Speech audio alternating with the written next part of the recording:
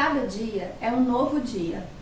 É melhor ter sorte, mas eu prefiro fazer as coisas sempre bem.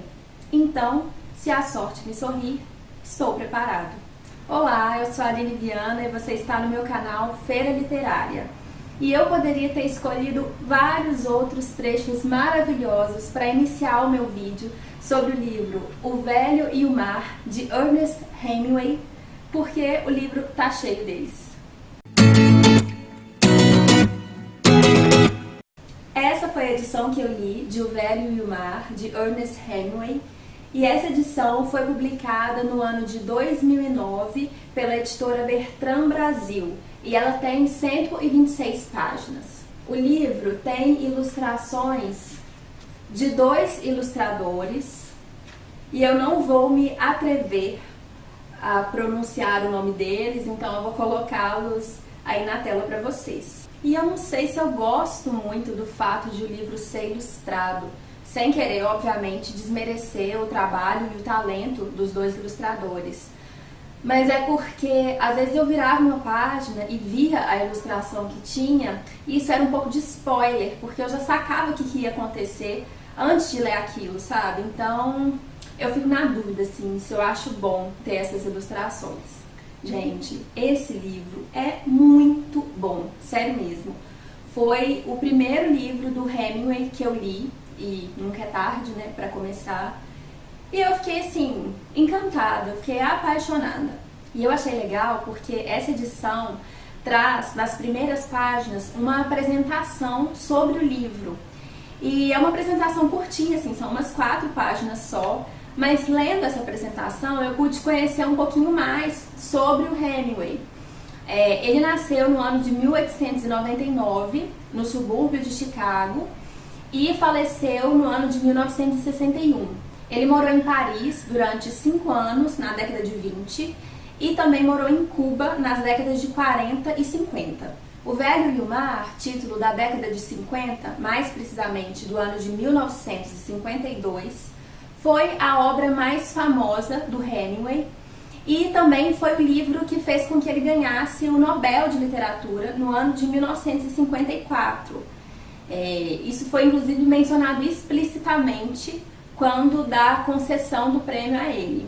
A linguagem do Hemingway é bastante objetiva e descritiva, herança do seu ofício de jornalista, e influenciou diversos outros escritores, como Gabriel Garcia Marques. E uma curiosidade extra que eu descobri pesquisando sobre o Hemingway na internet. O escritor era apaixonado por gatos. A primeira gata a habitar a sua residência na Flórida era branquinha, tinha 6 dedos nas patinhas dianteiras, um a mais do que o normal, e seu nome era Snow White. Essa gatinha foi um presente dado a ele por um capitão, e os marinheiros gostavam muito dos gatos porque eles espantavam os ratos das embarcações. E além disso, eles acreditavam que o gatinho que tivesse 6 dedos nas patas era um símbolo de sorte. Depois do falecimento do escritor, a casa na Flórida virou museu e atualmente residem lá vários gatos que são cuidados por um veterinário. Bom, O Velho e o Mar é uma história que se passa em Cuba e relata um episódio vivido por um velho pescador muito simples, muito humilde, chamado Santiago. Havia 84 dias que Santiago não pescava nenhum peixe. Nos primeiros 40 dias dessa empreitada, ele levou consigo, para ajudá-lo a pescar, um garoto chamado Manolim. Mas depois desses 40 primeiros dias, os pais do garoto proibiram-no de ir pescar com Santiago porque eles consideravam que o velho pescador era uma pessoa azarada. E aí os pais do garoto o colocaram para trabalhar em outro barco com outra pessoa, para tristeza tanto de Manolim como de Santiago. A relação de amizade entre o Santiago e o Manolim é muito linda, assim, muito comovente, muito pura e muito sincera. Um dos aspectos mais marcantes do livro é a forma como Hemingway retrata a relação de ternura que existia entre esses dois, embora as idades deles fossem tão distantes. Santiago era viúvo e se sentia muito só, O único amigo que ele tinha era o Manolim. E é muito bonito o fato de que, diferentemente de outras pessoas da cidade que chegaram a ridicularizar o Santiago por causa dos seus insucessos frequentes na pesca, o Manolim admirava muito esse velho pescador e ele reconhecia nele o valor da experiência e da sabedoria, apesar de ele estar numa maré ruim e não estar conseguindo pescar peixes naqueles últimos tempos. A forma como o cotidiano do velho pescador é retratada é muito tocante, assim, é emocionante, é comovente. Ele vivia num casebre muito simples, com condições de higiene muito precárias. Ele dormia numa cama forrada por jornais velhos.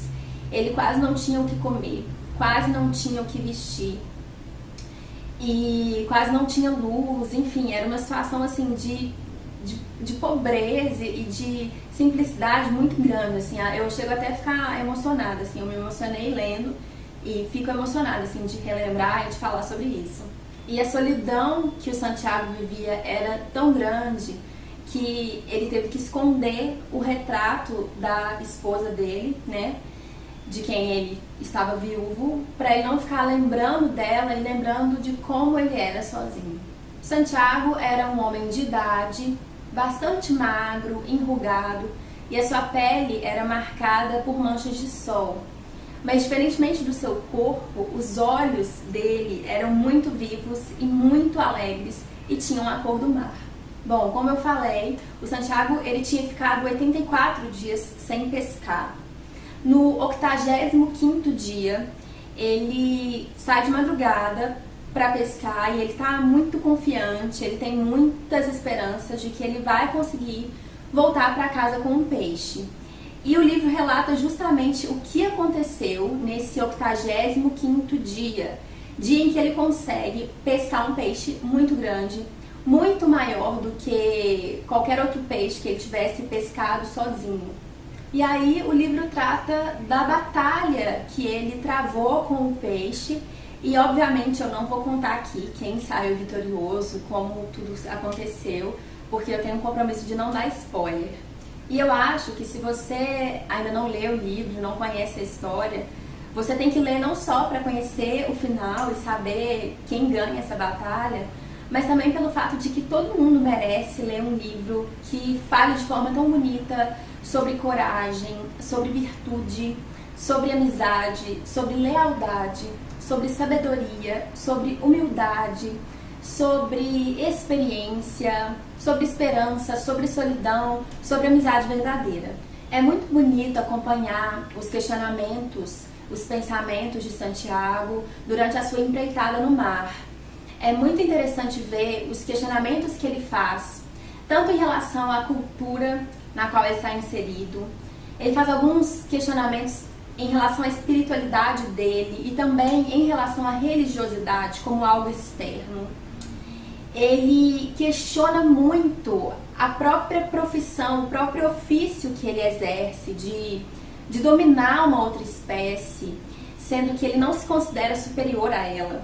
Então, ele comenta várias vezes como que o peixe que ele pesca é bonito, como que é um ser vivo digno, e comenta que ele até preferia estar no lugar do peixe algumas vezes e não ter que pescá-lo. Então, são muitos questionamentos, assim, muito humanos, muito naturais de qualquer ser humano, assim, principalmente de um ser humano com essa nobreza de coração tão grande que o Santiago tem. Até hoje, Cuba tem na pesca uma das suas principais atividades econômicas, até por causa do fato de que as suas águas são muito preservadas por conta do subdesenvolvimento. Em grande parte da costa cubana não é comum se ver grandes construções, e isso é fundamental, é determinante para a preservação do ecossistema marinho. Além disso, depois da queda da União Soviética, a frota de pesca industrial de Cuba foi devastada. Eu gostei muito de ter podido, a partir desse livro, refletir um pouco sobre a realidade da pesca, da vida dos pescadores. Porque, assim, sendo bem sincera, não é uma realidade na qual eu costumo pensar muito. Eu como peixe toda semana, assim, às vezes até mais de uma vez por semana, mas eu não tenho o costume de pensar de onde que o peixe veio, onde que ele estava antes de chegar ao meu prato, ou qual foi o processo usado para capturá-lo, enfim. Então o livro abriu um pouco a minha mente para essa realidade. E aí eu achei uma reportagem da Folha de São Paulo do último mês de novembro, ou seja, de novembro de 2016. E eu achei essa reportagem muito interessante. Ela é da Andréa Rodrigues e a manchete é: com recursos escassos, cubanos usam camisinhas infladas para pescar. Eu vou deixar o link da reportagem aqui no box de descrição desse vídeo para quem quiser ler. E essa reportagem tem tudo a ver com o velho mar, né? Porque ela retrata justamente a realidade dos pescadores de Cuba, que é o país em que a história foi ambientada. Pra ser sincera, eu nem entendi direito como que funciona essa técnica de inflar a camisinha para pescar. Eu sei que a camisinha funciona como um substituto das bexigas e que ela é usada para fazer com que a linha de pesca possa chegar mais longe, mas assim, eu não entendi muito bem qual que é a dinâmica da coisa. Mas enfim, tem vários pontos da reportagem que eu quero comentar aqui. O primeiro ponto é a informação de que a maior parte dos cubanos não tem condições de consumir peixe, de comprar peixes. Os consumidores de pescado são uma pequena parcela da população. São os restaurantes privados, os estrangeiros que vivem na ilha e a classe média alta. Da mesma forma, Santiago não queria pescar um peixe para ele comer. Ele tinha uma alimentação muito pobre, os alimentos eram muito escassos na casa dele e, a despeito disso, o objetivo dele era pescar para conseguir um ganha-pão, para fazer algum dinheiro. E ele inclusive comia peixes de pior qualidade porque ele não pescava para comer, para se alimentar. O segundo ponto é que ainda hoje muitos pescadores cubanos se lançam nessa empreitada da pesca em condições muito precárias. Há uma foto na reportagem que mostra pescadores saindo para pescar em cima de botes super improvisados e muito pequenos, feitos de espuma industrial. Para esses pescadores, o custo do combustível e até mesmo do menor barco que existe é muito alto. Da mesma forma, Santiago, protagonista de O Velho Mar, tinha instrumentos muito rústicos para desempenhar a sua tarefa, incluindo o próprio barco, que era menor do que o peixe que ele pescou no episódio que é retratado no livro. O terceiro ponto é o dado de que um peixe de quase 15 quilos pode valer até R$100 na atualidade em Cuba, um país em que o salário médio pago pelo governo não passa de R$85. Esses dados são da época da reportagem, novembro de 2016.